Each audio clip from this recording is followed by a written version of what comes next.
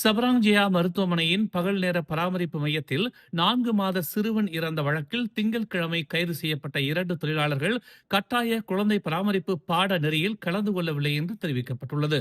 Penang சமூக மேம்பாடு நலன்புரி மற்றும் இஸ்லாமியர் அல்லாத விவகார குழு தலைவர் லிம் சியூ கிம், சமூக நலத்துறை விதிமுறைகள் ஒவ்வொரு நர்சரி, மழலையர் பள்ளி மற்றும் பகல் நேர பராமரிப்பு மைய ஊழியரும் தரமான பராமரிப்பு தரங்களை பூர்த்தி செய்வதை உறுதி செய்வதற்காக பாடநெறியில் கலந்து கொள்ள வேண்டும் என்று கூறினார். ஜேகேஎம்மின் விசாரணையில் 24 மணி நேர மையத்தில் 7 ஊழியர்கள் இருந்ததாகவும், இறந்த குழந்தை உட்பட 4 வயதுக்குட்பட்ட 44 குழந்தைகள் பராமரிக்கப்பட்டதாகவும் கண்டறியப்பட்டுள்ளது என்று அவர் கூறினார்.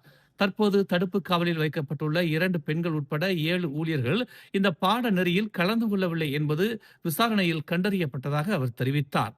உண்மையில் பகல் நேர பராமரிப்பு மையங்களில் பணியமர்த்தப்பட்ட குழந்தை பராமரிப்பாளர்கள், குறிப்பாக புதிதாக பணியமர்த்தப்பட்டவர்கள் இன்னும் தேவைகளை பூர்த்தி செய்யவில்லை என்று அவர் ஒரு செய்தியாளர் கூட்டத்தில் தெரிவித்தார். திங்கட்கிழமை அதிகாலை 4 மணி அளவில் பகல் நேர பராமரிப்பு மையத்தில் மயக்கமடைந்த நிலையில் காணப்பட்ட பின்னர் சிகிச்சை பெற்று வந்த போது குழந்தை இறந்து விட்டதாக அறிவிக்கப்பட்டது.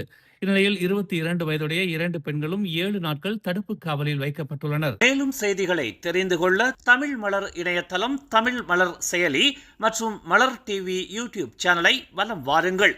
எங்களோடு இணைந்திருக்க மலர் டிவியை பதிவு செய்து கொள்ளுங்கள். உறவுகள் மகிழ்ந்திட விருப்பம் மற்றும் பகிர்வு சேவையை சொடுக்கிடுங்கள்.